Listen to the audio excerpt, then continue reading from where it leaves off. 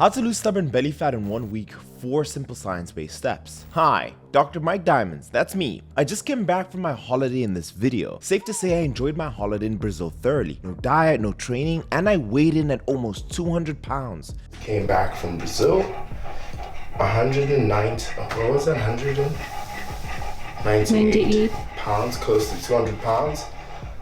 24.4 pounds later, weighing in at 173.6 pounds, I've lost a significant amount of body fat. And if I'm honest, I've done this before by applying these same 4 science-based principles to lose belly fat. But you've probably noticed that certain areas of your body get leaner faster than others. You've probably also noticed that some fat just refuses to go away no matter what you do. But why are these areas so stubborn? Imagine your body is a big machine that needs fuel for function.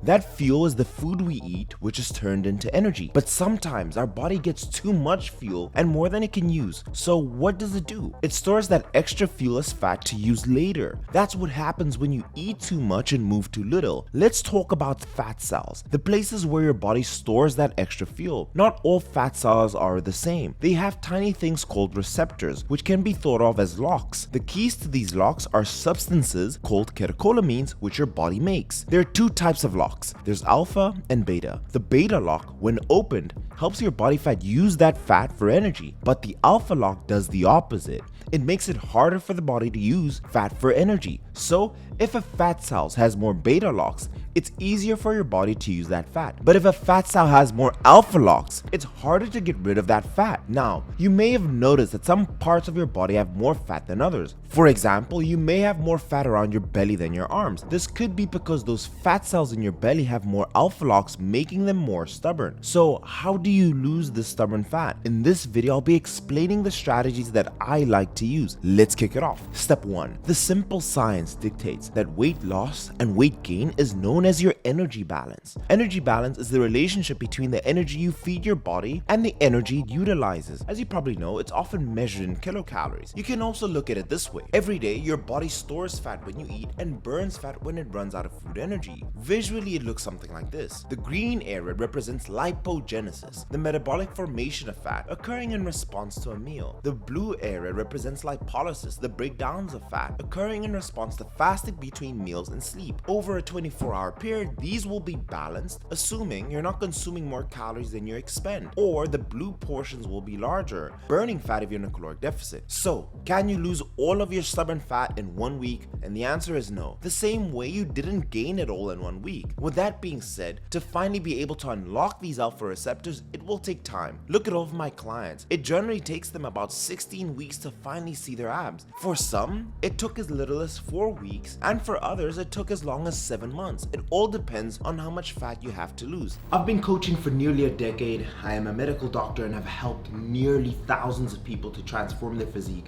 And when I've explained this theory called the toilet paper theory, this is the unlocking key to be able to finally allow you to be at the current point that you are and for you to go from 30% to 15 to 12 and to 10. This is the version that you currently are right now. This is the version that decides to change. You say enough is enough and you decide it's time to finally start going on a diet. You start to follow a plan. You're eating more protein. You're eating a good amount of carbs and the right amount of fats. And 1 day will pass. 2 days will pass. You're starting to get your 10,000 steps. 3 days will pass. It's your 3rd day in your 5-day training split. And now you'll say, hey, you know what? It's better that I sleep a little bit more. And you'll get to day 5. This is when your friends start texting you to meet over the weekend to go for drinks. And there will be those individuals who say, you know what, I really want to stick this through. And they'll go over the weekend and they'll have sacrificed that one event with their friends, and a week will pass and you won't see much of a difference. However, there will be that group of people who will say, you know what, let me give it another week. And they'll follow the exact same process. And they'll start feeling a little bit better. They're more energetic. They're feeling better in their clothes. They're getting better sleep, and they're starting to feel the internal changes, the changes that they're making externally. And those individuals will say, you know what, I'm going to stick through with it. 2 weeks will pass, and this new version of yourself who has decided to stick to it can already notice slight changes within their body. Their clothes are starting to fit better. They're starting to wake up earlier. They're starting to feel better in terms of their mood.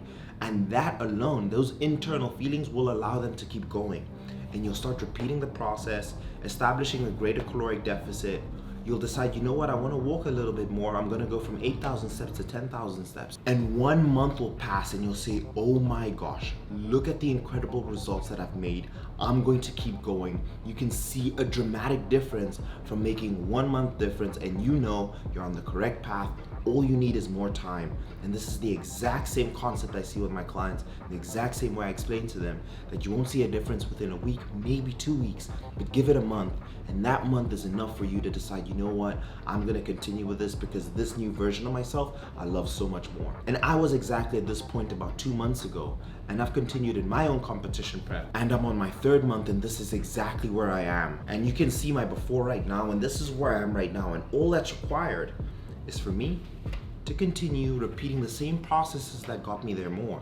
I'm doing about 15,000 steps. I'm eating roughly 2,000 calories each and every single day. And you'll notice there's version of myself, every sheet that I take off, I see more detail in my body. There's a bigger difference as each and every single day goes by. So if you keep going, following the same process, and you give your body time and you follow the plan consistently, no matter what, you will see your results. All you need to keep doing is going. I do this exactly for my clients, and they're able to see it. And when I get that understanding and unlocking their mind with what's possible, the rest is done. It's just time.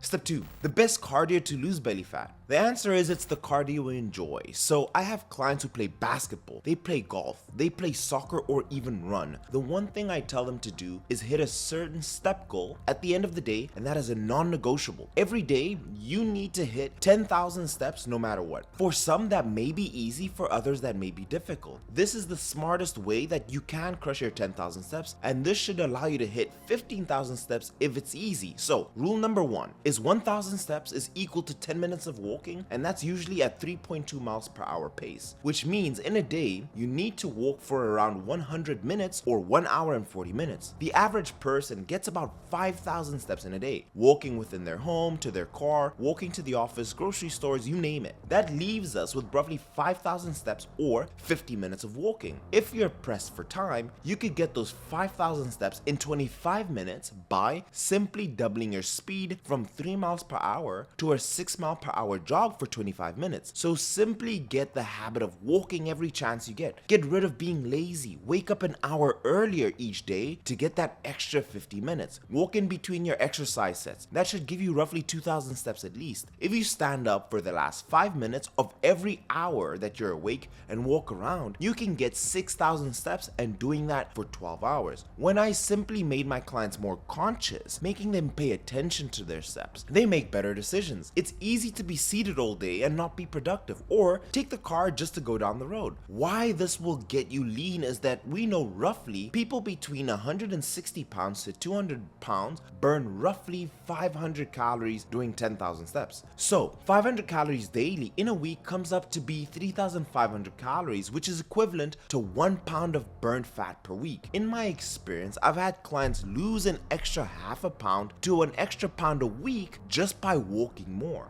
This is the smartest way to get lean because it's flexible and anyone can get steps. Now, if you're at home all the time on a really tight budget, you can get a jump rope or even skip 1 step. Do that for 10 minutes and that gives you 1,000 steps. If you have about $100 that you can spare, you can get an at-home stepper while watching TV or while you're taking a break from your desk. You can work on steps. And finally, if you have the budget, get an under-the-desk treadmill. It is a game changer. A lot of my clients are in meetings all day over Zoom, and just 1 hour of being on a Zoom meeting can get you 6,000 steps. With that being said, if you're a busy professional, you spend all your time taking care of your team or your family, and you need someone to help finally take care of you and your physique, I build out the entire systems you need so you can finally see success and for once in your life see your six-pack. You'll get your energy back, you'll feel confident in your clothing, and if that's you and you want to be at peak performance, go into the description of this video and fill out the application to be able to work with me, and we'll get your journey started.